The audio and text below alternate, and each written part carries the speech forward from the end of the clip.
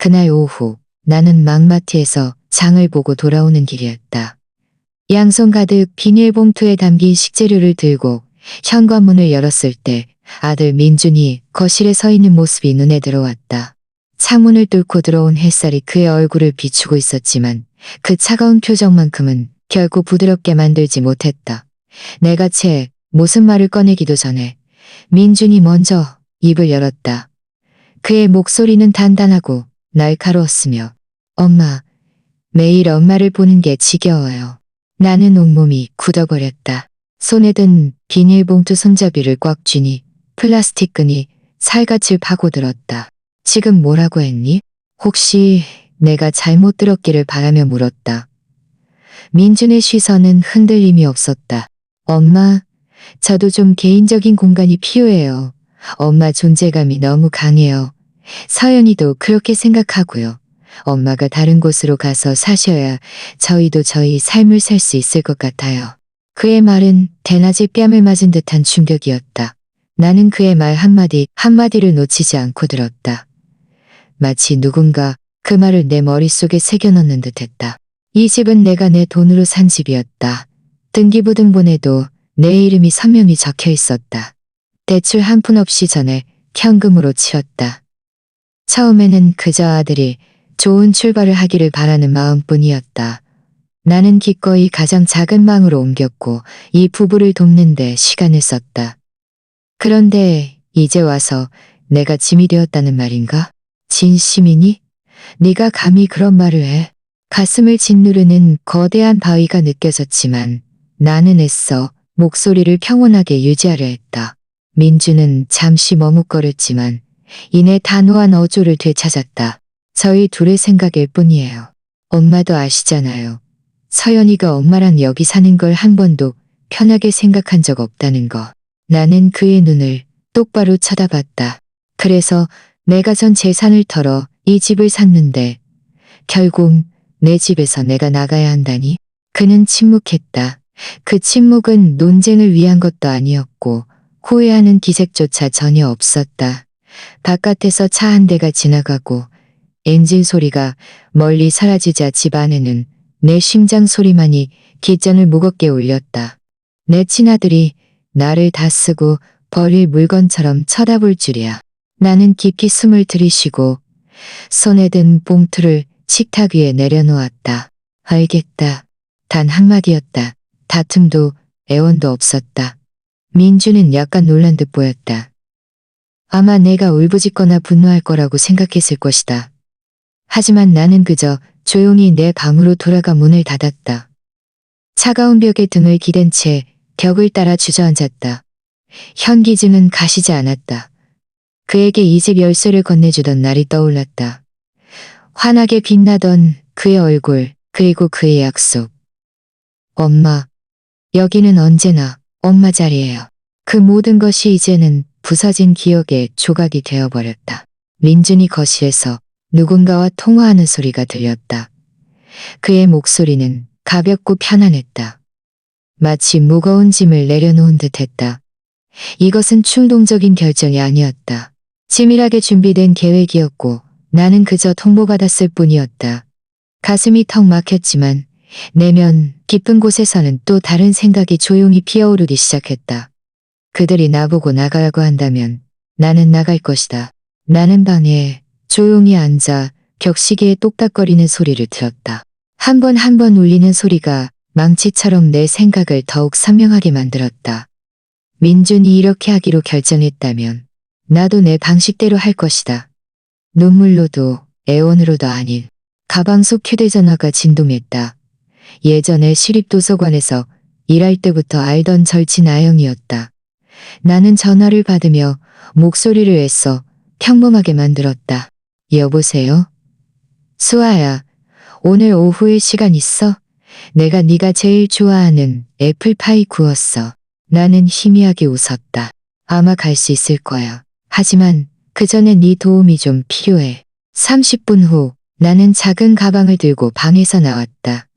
민준이 고개를 들어 나를 쳐다보며 미간을 찌푸렸다. 어디 가요? 잠시 나갔다 올게. 기다리지 마. 나는 짧게 대답했다. 그가 무슨 말을 더 하려던 찰나 휴대전화가 울렸다. 그는 화면을 한번 보더니 나를 완전히 무시했다. 마치 내가 이미 그의 세상에서 사라진 존재라도 된 것처럼. 나는 아영과 터미널 근처 카페에서 만났다. 내가 자초지종을 이야기하자 아영의 얼굴은 굳어졌다. 그가 정말 네가 산 집에서 너한테 그렇게 말했다고? 나는 고개를 끄덕였다. 내가 정말 떠나야 할 것 같아. 하지만 그들에게는 아무 가치 있는 것도 남겨두지 않을 거야. 아영은 턱을 괴고 생각에 잠겼다. 그녀의 눈에 섬광이 스쳤다. 집을 팔 생각이야? 나는 대답했다. 파는 거 그 이상이야.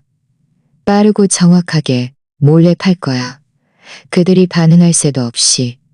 그들은 내가 조용히 사라질 거라고 생각하겠지만 이번에는 내가 사라지기 전에 내 모든 것을 가지고 갈 거야. 집에 돌아오자 민준과 서연이 이미 와 있었다. 서연은 소파에 앉아 휴대전화를 만지고 있었고 민준은 주방문에 기대어 나를 의심스러운 눈빛으로 쳐다보고 있었다. 엄마, 하루 종일 어디 다녔어요? 그가 물었다. 나는 외투를 벗어 옷걸이에 걸었다. 그냥 내 개인적인 일을 처리하러 다녀왔어. 서연이 날카로운 어조로 끼어들었다. 그 개인적인 일이 이 집에 영향을 주지 않았으면 좋겠네요. 나는 그의 눈을 똑바로 쳐다봤지만 그저 웃었다. 이 집은 너희가 스스로 망쳐놓은 거야, 서연아. 그는 잠시 멈칫하더니 이내 시선을 돌렸다. 그날 밤 나는 방문을 닫으며 새로 산 여행 가방을 침대 옆에 가지런히 놓았다. 내 머릿속에는 오직 한 문장만 남아 있었다. 내일이면 나는 떠날 거야.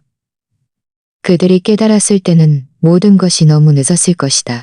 토요일 아침 막 나 자신에게 커피 한 잔을 따랐을 때 격렬한 문 두드리는 소리가 들렸다. 예의 바른 노크가 아니라 문을 부술듯이 다급하게 두드리는 소리였다. 문을 열자 남녀 경찰관 2명이 제복을 단정하게 입고 서 있었다. 수아 여사님 되십니까? 남자 경찰관이 물었다. 네, 제가 수아입니다. 그는 서류 한 장을 들어 보였다. 저희는 고소인, 즉 민준 씨의 신청을 받아 이 집에 대한 수색영장을 가지고 있습니다. 그분은 여사님께서 동의 없이 공동재산을 숨기려 한다고 주장하셨습니다. 나는 그들이 예상했던 것보다 훨씬 침착한 태도를 유지했다. 공동재산이요. 이 집은 제 명의로 되어 있고 온전히 제 소유입니다. 들어오세요. 하지만 아무것도 찾지 못할 겁니다. 저를 구금할 법적 근거는 아무것도 없으니까요. 그들은 안으로 들어와 방마다 수색을 시작했다. 서연과 민준이 위층에서 황급히 내려왔다. 서연은 잠옷 차림에 머리가 헝클어져 있었지만 그녀의 눈은 유난히 빛나고 있었다. 마치 내가 수갑을 차고 끌려가는 모습을 기대하는 듯했다. 엄마 마음대로 집을 팔 수 있다고 생각한 거예요? 서연이 한 문장씩 쏘아붙였다. 나는 어린아이가 과자를 훔쳐먹고도 시침이 떼는 것을 보는 듯한 눈빛으로 그를 쳐다봤다. 생각한 게 아니라 나는 할 수 있다는 걸 알았고 이미 팔았어. 민준이 한 발 앞으로 나서며 목소리를 높였다. 이건 우리 가족의 집이에요. 엄마가 순간적인 화 때문에 모든 걸 망칠 수는 없어요. 나는 갑자기 크게 웃었다. 내 스스로도 놀랄 만큼 큰 웃음이었다. 가족? 너희가 나 몰래 대출을 계획하고 내 동의서를 위조하고 심지어 변호사를 고용해서 나를 고소했으니 이게 가족이라고? 그때 여자 경찰관이 엄숙한 목소리로 개입했다. 두 분 모든 서류는 이 부동산이 수아 여사님 한 분의 소유임을 증명하고 있습니다. 저희 수색 영장은 재산을 압류하는 것이 아니라 수색 권한만을 부여합니다. 현장에는 어떠한 범죄 징후도 없습니다. 저희는 이만 가보겠습니다. 서연의 얼굴은 순식간에 새하얗게 변했고 민주는 입술을 깨물며 아무 말도 하지 못했다. 경찰관들이 떠난 후 나는 식탁으로 걸어가 외투에서 두툼한 봉투를 꺼내 식탁 위에 던졌다. 이건 내가 어제 서명한 매매 계약서 사본이야. 거래는 이미 완료되었어. 돈은 너희가 절대로 손댈 수 없는 계좌로 이미 이체되었고. 서연이 맹렬하게 달려들어 봉투를 낚아채려 했지만 내가 한 발 더 빨랐다. 안 돼. 이건 내 거야. 너희는 며칠 후에 변호사로부터 정식 서류를 받게 될 거야. 지금부터 너희에게는 다른 살 곳을 찾을 수 있는 나흘의 시간이 있어. 거실에는 무거운 침묵이 흘렀다. 더 이상 문을 두드리는 소리도 경찰관도 없었다. 오직 적나라한 진실만이 존재할 뿐. 민주는 충격과 공포가 뒤섞인 눈빛으로 나를 쳐다봤고 서연은 몸을 돌려 주먹을 꽉 쥐었다. 관절마저 새하얗게 변해 있었다. 나는 커피잔을 들고 한 모금 마신 후 천천히 말했다. 내가 일찍이 말했잖아. 너희가 깨달았을 때는 모든 것이 너무 늦을 거라고. 일요일 아침 나는 더 많은 상자를 싸고 있었다. 그때 아래층에서 소란스러운 소리가 들렸다.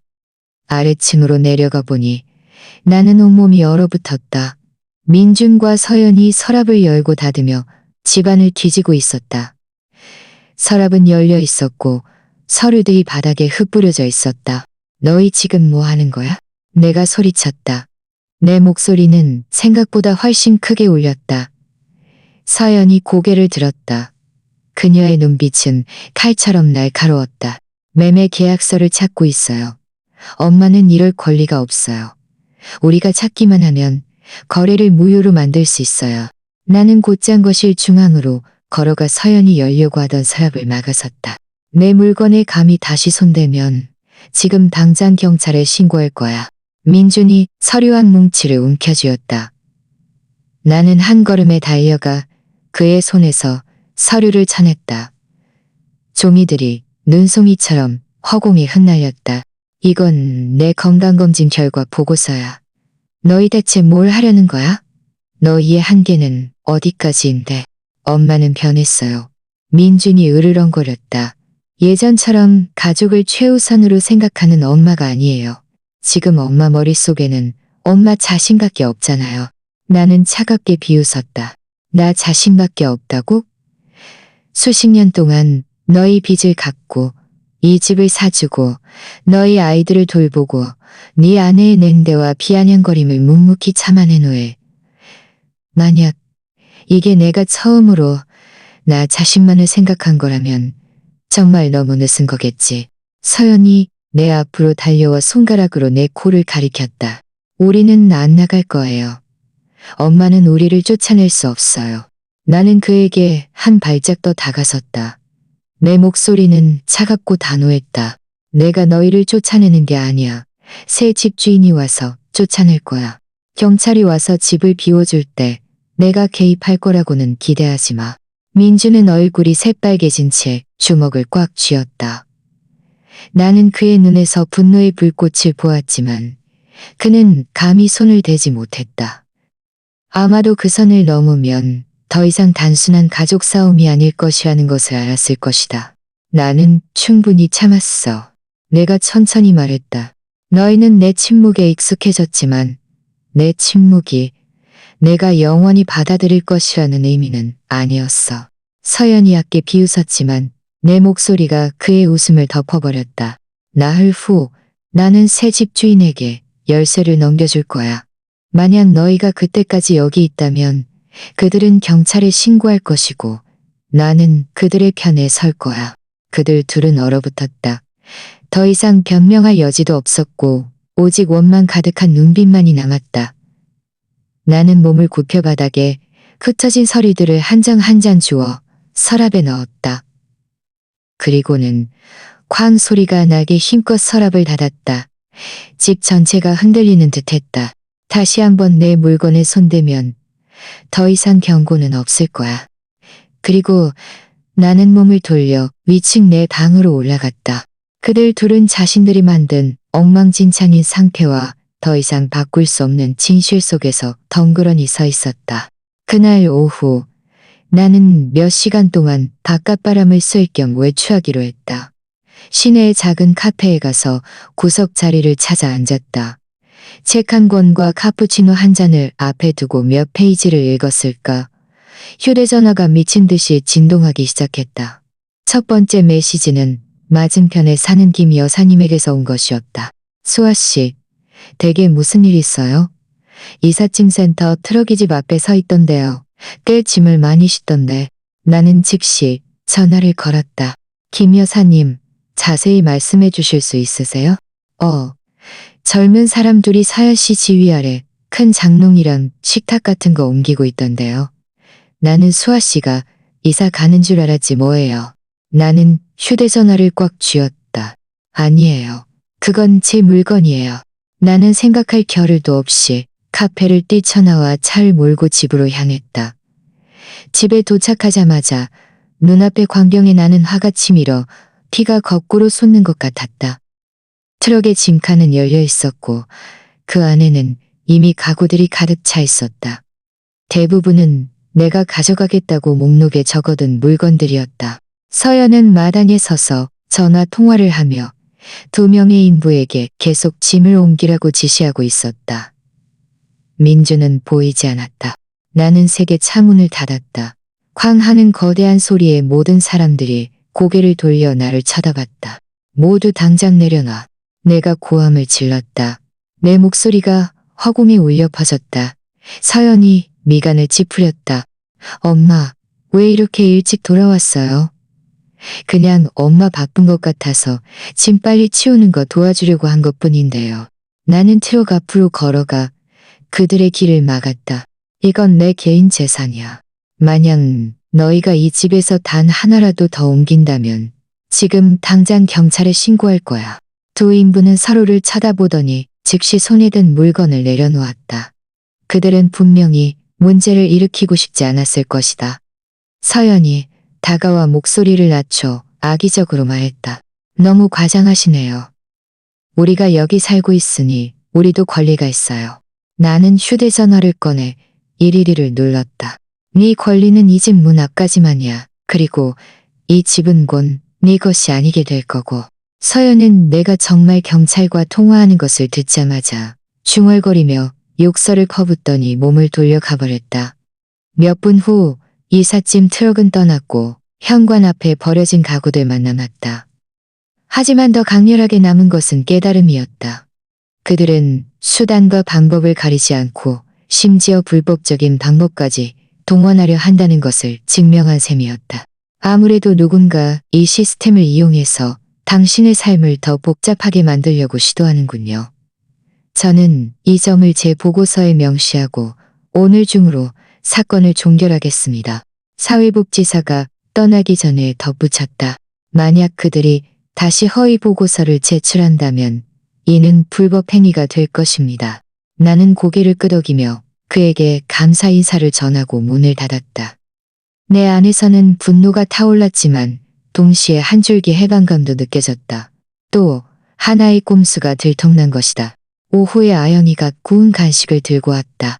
내가 일어난 일을 이야기하자 그녀는 놀라서 눈을 크게 떴다. 정말 너무 뻔뻔하네. 이틀밖에 안 남았잖아 수아야. 우리 같이 마지막 상자들 정리하자. 내 여행 가방은 이미 준비되어 있었고 서류와 계약서는 휴대용 금고에 넣어두었다. 저녁이 내리고 가로등 불빛이 텅 빈 거실을 희미하게 비췄다. 나는 주위를 둘러보았다. 벽에 바래진 페인트, 예전에 사진이 걸려 있었지만 이제는 앙상한 몸만 남은 자리. 이곳에는 더 이상 내가 미련을 둘 만한 아무것도 없었다. 나는 허공에 대고 중얼거렸다. 48시간 후면 모든 것이 끝날 거야. 그리고 이 결말은 민준과 서연이 상상했던 어떤 것과도 다를 것이라는 것을 나는 알고 있었다. 다음 날 아침 최 실장님, 즉 부동산 중개인에게서 이메일 한 통이 도착했다. 제목은 집 인도 날짜 변경. 내용은 매우 짧았다. 매수인이 하루 일찍 집 인도를 요청했습니다. 이는 오늘 오후에 모든 절차가 완료된다는 의미입니다. 동의하시면 모든 것을 제가 처리하겠습니다. 나는 이메일을 2번 읽었다. 잘못 본 것이 아님을 확인하기 위해서였다. 오늘 오후. 이는 민준과 서연에게 이 집에 대한 모든 권리를 잃을 시간이 10시간도 채 남지 않았다는 뜻이었다. 나는 즉시 최 실장님에게 전화를 걸었다. 동의합니다. 최대한 빨리 처리해 주시고 이 사실은 비밀로 해주세요. 그가 낮게 웃었다. 알겠습니다. 오후 3시에 마지막 서류를 댁으로 가져가겠습니다. 전화를 끊고 주방에 서 있자 새로운 에너지가 솟아나는 것을 느꼈다. 내 떠남은 예상보다 빨라질 것이고 그들은 반응할 시간조차 없을 것이다. 정오가 될 때까지 민준과 서연은 돌아오지 않았다. 나는 이 기회를 틈타 이삿짐센터에 전화해서 오늘 오후에 와달라고 요청했다. 아영도 나를 감독하러 와주었다. 우리는 쉴 새 없이 일했다.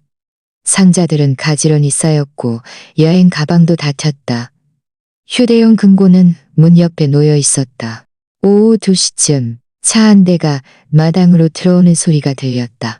서연이 웃으며 차에서 내렸다.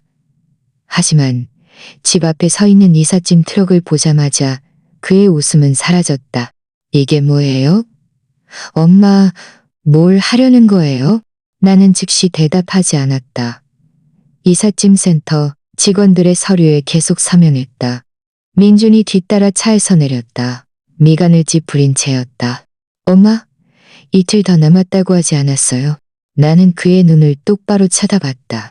계획이 바뀌었어. 오늘 오후에 집을 인도할 거야. 서연은 얼어붙었다. 안 돼요. 엄마는 그럴 수. 내가 차가운 목소리로 그의 말을 끊었다. 나는 할 수 있고 이미 했어. 매수인이 앞당기기를 원했고 나는 동의했어. 오늘 오후 4시부터 이곳은 더 이상 너희 집이 아니야. 좋아요. 민준이 한 발짝 내게 다가섰다. 그는 몹시 화가 나 있었다. 엄마는 지금 우리를 모욕하는 거예요. 나는 경멸하듯 웃었다. 아니, 이건 그저 너희 스스로 선택한 결과일 뿐이야. 오후 3시 정각, 최 실장님이 정시에 도착했다. 우리는 거실에서 마지막 서류에 서명했다. 아영과 2명의 이삿짐센터 직원이 증인이었다. 내가 펜을 내려놓자마자 최 실장님은 거래가 완료되었음을 확인했다. 새 집주인은 1시간 후에 열쇠를 받으러 올 것이다. 나는 계약서를 가방에 넣고 민준과 서연에게로 몸을 돌렸다. 그들이 도착하기 전에 나는 떠날 거야. 너희도 서두르는 게 좋을 거야. 서연은 입을 벌려 항의하려 했지만 한마디도 하지 못했다. 민준은 그 자리에 굳어서서 가닥을 멍하니 응시했다. 나는 여행 가방을 들고 현관문을 나섰다. 아영이 내 옆에 있었다. 바깥 공기는 맑았고 놀랍도록 가벼웠다. 그날 오후 모든 것이 끝났다. 그리고 이번에는 내 뜻대로였다. 나와 아영이 여행 가방을 차에 싣고 있을 때 검은색 SUV 한 대가 갑자기 급회전하며 마당으로 들어왔다. 차 문이 맨유리 열리고 양복을 입은 2 남자가 내렸다. 그들 뒤에는 표정이 엄숙한 중년 여성이 따랐다. 그 여자는 곧장 내게 다가와 가방에서 서류 뭉치를 꺼냈다. 소아 여사님 되십니까? 저는 민준 씨와 서연 씨의 변호사입니다. 저희는 법원에서 발부한 임시인도 중지 명령을 통보하러 왔습니다. 나는 그 말 한마디 한마디를 들었지만 마음속에는 조금의 두려움도 없었다. 이 중지 명령은 무엇을 근거로 하는 겁니까? 저희 의뢰인들은 여사님께서 시세보다 훨씬 낮은 가격으로 이 부동산을 매각하여 공동재산을 은닉하려 한다고 주장합니다. 이는 그들의 합법적인 상속권을 침해한 것입니다. 그는 서류를 읽어내려갔다. 나는 가볍게 웃었다. 이 집은 공동재산이 아니며 제가 살아있는 한 그들에게는 아무런 상속권도 없습니다. 이 중지 명령은 24시간도 버티지 못할 겁니다. 아영도 한 발짝 앞으로 나섰다. 당신은 그저 시간을 지연시키고 있을 뿐이고 당신 자신도 그걸 아주 잘 알고 있잖아요. 양복 차림의 남자 중 한 명이 끼어들어 중지 명령이 검토될 때까지 내 짐을 옮기는 것을 멈추라고 요구했다. 나는 그들을 쳐다본 후 서류 가방을 들고 나오는 최 실장님을 향해 고개를 돌렸다. 최 실장님이 눈썹을 치켜떴다. 제가 오늘 아침에 모든 합법적인 소유권 서류를 법원에 제출했습니다. 이 중지 명령은 허위 정보에 기반한 것입니다. 저는 지금 당장 판사님께 전화하겠습니다. 최 실장님이 전화를 거는 동안 나는 휴대전화의 녹음 기능을 켰다. 변호사님, 방금 하신 주장을 다시 한번 말씀해 주시겠어요? 기록을 남겨야 해서요. 민준의 변호사는 망설였지만 결국 전체 내용을 다시 읽어내려갔다. 그의 목소리는 한 단어도 빠짐없이 녹음되었다. 몇 분 후 최 실장님이 전화를 끊었다. 그의 얼굴에는 냉소가 스쳐 지나갔다. 판사님께서 이미 검토하셨고 중지 명령은 즉시 처리되었습니다. 새 집주인이 경찰을 부르기 전에 빨리 떠나시는 게 좋을 겁니다. 변호사의 얼굴은 순식간에 굳어졌다. 그는 서류를 가방에 넣고 한마디도 없이 몸을 돌려 떠났다. 두 명의 양복 입은 남자들도 당황한 듯 그를 따라갔다. 현관에 서서 이 모든 것을 지켜보던 서연이 갑자기 달려내려와 소리쳤다. 엄마는 우리를 배신한 대가를 치르게 될 거예요.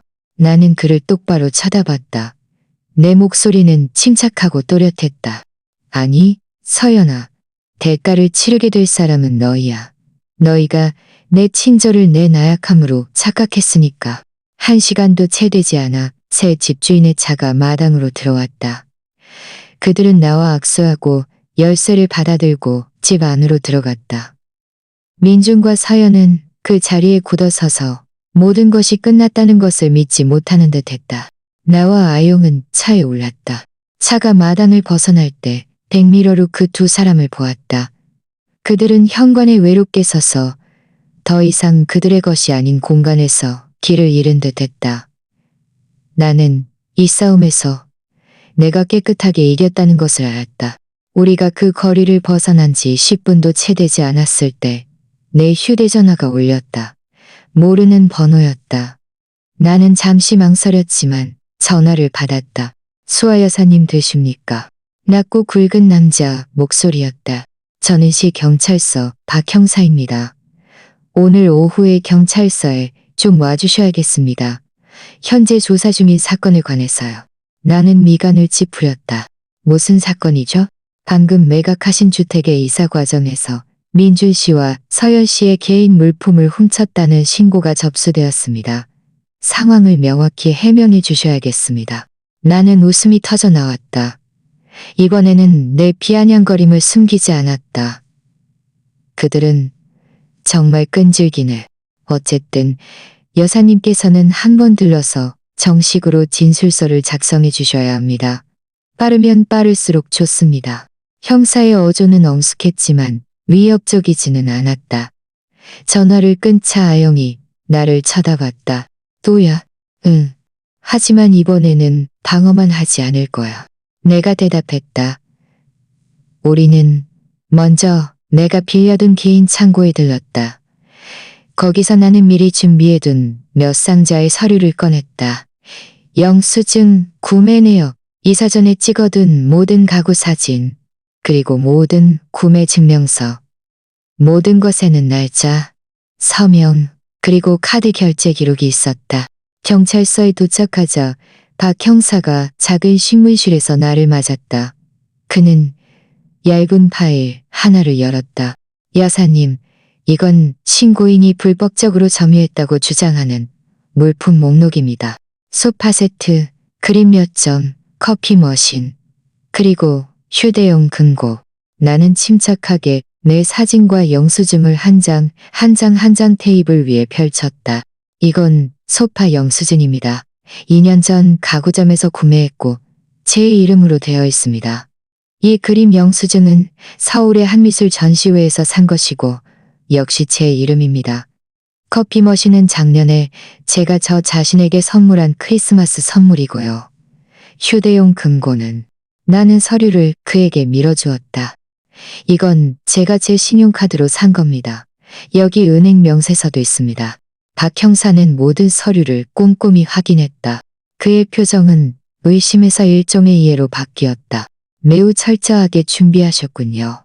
그들이 어떤 술수를 쓸지 알았기 때문에 저는 어떤 빈틈도 남기지 않았습니다. 거의 30분 후 그는 파일을 닫았다. 저는 이 사건을 허위 신고로 종결하는 보고서를 작성하겠습니다. 만약 원하신다면 그들에게 무고죄로 맞고서 하실 수 있습니다. 나는 희미하게 미소 지었다. 고려해 보겠습니다. 하지만 저를 믿으세요, 형사님. 저는 잊지 않을 겁니다. 경찰서를 나설 때 나는 발걸음이 한결 가벼워지는 것을 느꼈다. 그들이 또다시 실패했기 때문이 아니라 매번의 공격이 나를 더욱 단단하게 만들 뿐이라는 것을 깨달았기 때문이었다. 해질녘 석양이 내 앞에 펼쳐진 세기를 황금빛으로 물들였다. 이번에는 내 뒤에 그 낡은 집의 그림자가 드리워져 있지 않았다. 그날 밤 나는 새로 얻은 아파트에서 혼자 있었다. 희미한 불빛이 텅 빈 식탁을 약하게 비추고 있었다. 주인은 너무나 고요해서 시계 초침 소리가 들릴 정도였다. 모든 것이 거의 해결되었지만 내 마음은 여전히 무거웠다. 이 변호사님에게서 전화가 왔다. 그의 목소리는 낮고 차분했다. 수아 씨, 방금 조사관 보고서를 받았는데 알아두셔야 할 게 있습니다. 나는 침을 꿀꺽 삼켰다. 무슨 일이죠? 지난주 수아 씨가 집 매각을 처리하는 동안 서연 씨가 수아 씨 이름으로 신용대출을 신청하려고 했습니다. 위조된 서류를 사용했더군요. 다행히 은행에서 의심을 품고 거절했지만 그들이 아직 포기하지 않았다는 건 분명합니다. 나는 묵묵히 눈을 감았다. 놀랍지는 않았지만 마치 누군가 내 숨통을 조이는 듯한 느낌이었다. 고맙습니다, 이 변호사님. 어떻게 해야 할지 다시 생각해 보겠습니다. 전화를 끊고 발코니로 나갔다. 밤은 고요했고 공기는 시원했다.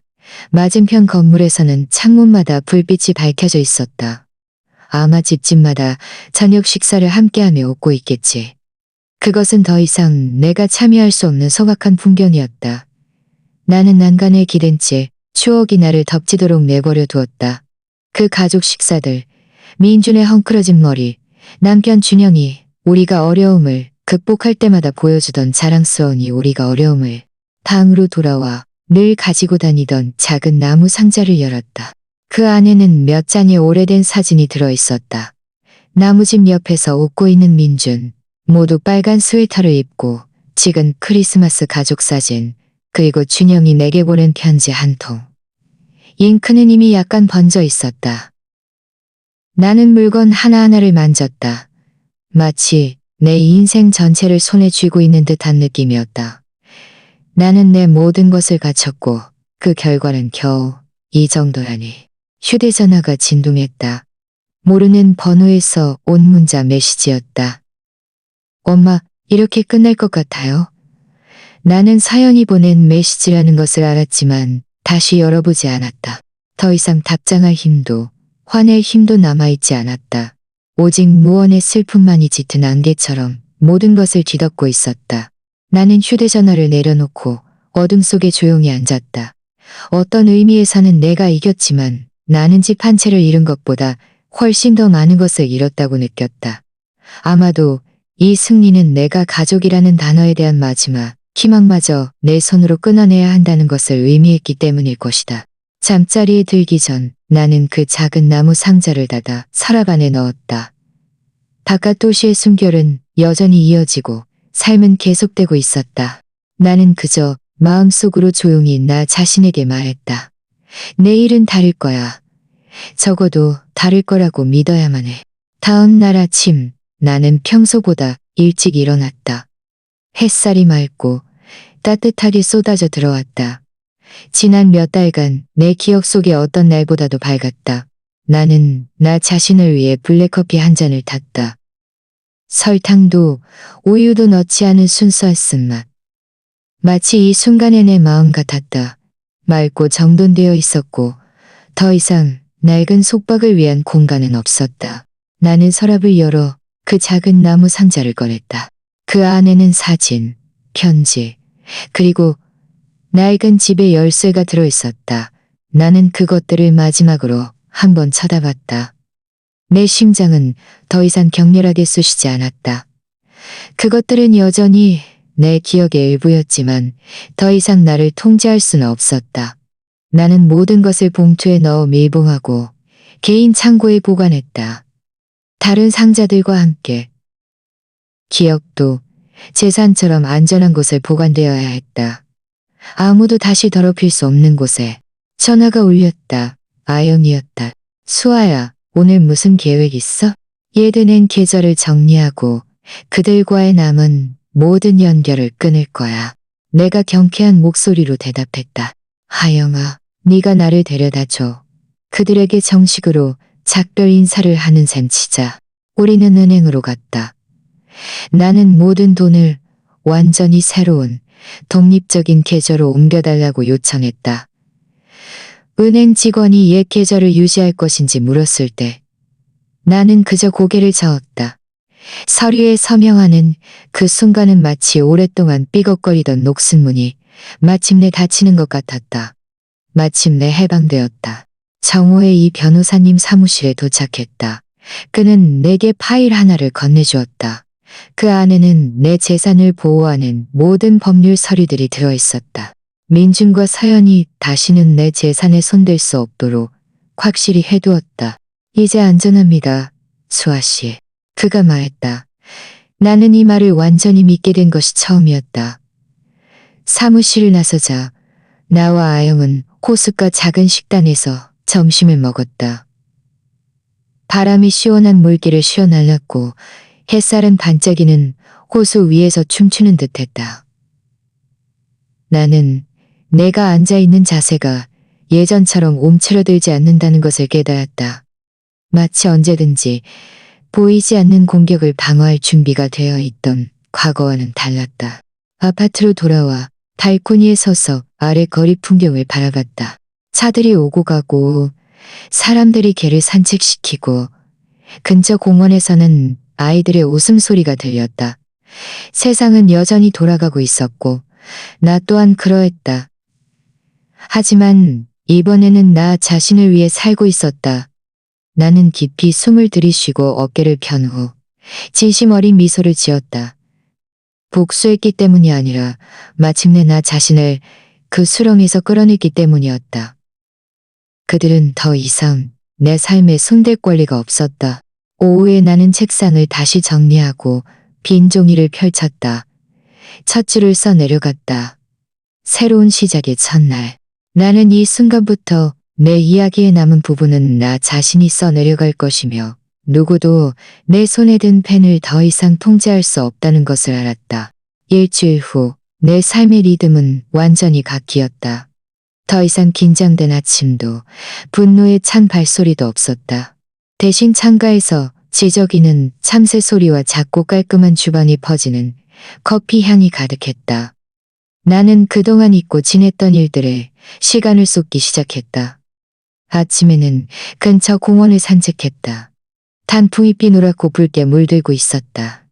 더 이상 그 낡은 집의 냉담함을 마주하기 위해 서두를 필요가 없었다. 나는 깨달았다. 지난 시간 동안 나는 내 인생에서 손님처럼 살아왔다. 이제야 비로소 내가 진정한 주인이 된 것이다. 어느 화요일 오후 나는 시내의 도예 수업에 참여했다. 물레 앞에 앉아 부드러운 흙을 빚었다. 마치 내 인생을 다시 빚는 것처럼. 수업에는 몇몇 새로운 얼굴들이 있었다. 우리는 오랜 친구처럼 이야기를 나누었다. 아무도 내 과거를 묻지 않았고 나도 아무것도 설명할 필요가 없었다. 이곳에서 나는 그저 수아였다. 아름다운 것을 창조하는 법을 배우는 한 사람. 아영은 자주 나를 찾아왔고 지역 자원봉사 활동 소식을 전해주었다. 어느 날 그녀는 나를 동네 나무 심기 모임에 초대했다. 우리는 함께 호숫가에 꽃을 심었고 손에 흙을 잔뜩 묻힌 채 웃음을 멈출 수 없었다. 나는 깨달았다. 이렇게 진심으로 웃어본 것이 얼마나 오랜만인지. 비아냥거리거나 방어적인 웃음이 아니라 정말 내면에서 우러나오는 기쁨이었다. 저녁에는 창가에 앉아 책을 읽거나 일기장에 몇 줄 글을 썼다. 나는 감사하는 작은 일들을 적었다. 비 오는 날의 따뜻한 차 한 잔, 아파트 경비원의 친절한 인사, 호수 위를 금빛으로 물들이는 아름다운 노을. 마음에 두려워할 사람이 더 이상 없을 때 모든 일상의 순간은 한없이 소중해진다. 어느 주말 나는 몇몇 새로운 이웃들을 집으로 초대해 식사를 함께했다. 우리는 음식을 나누고 서로의 인생 이야기를 나누며 웃음소리가 아파트 전체에 가득했다. 식탁 주위에 앉은 모든 사람들을 보면서 나는 분명히 깨달았다. 행복은 고통과 교환해서 얻는 것이 아니라는 것을. 진정한 행복은 안전함을 느끼고 자유롭게 자신으로 존재하며 자신을 존중해주는 사람들에게 둘러싸여 있는 것이다. 잠자리에 들기 전 나는 발코니에 서서 도시의 반짝이는 불빛을 바라봤다. 내 마음속은 잔잔한 호수처럼 평화로웠다. 나는 나 자신에게 조용히 말했다. 나는 내 인생을 되찾았어. 이번에는 온전히 내 것이야. 그 순간 나는 깨달았다. 이것이 야말로 진정한 행복이라는 것을. 이 이야기는 우리에게 부모의 사랑과 희생이 무한한 의무로 여겨져서는 안 된다는 것을 일깨워준다. 가족의 유대가 남용과 착취로 변질될 때 떠나기로 선택하는 것은 회피가 아니라 자신의 존엄과 평화를 지키기 위함이다. 때로는 자신을 먼저 사랑하는 것이 계속 살아가기 위한 유일한 방법이다. 이는 또한 다른 사람들에게 주는 경고이기도 하다. 감정은 존중으로 가꾸어야 하는 것이지 당연히 영원할 것이라고 여겨서는 안 된다.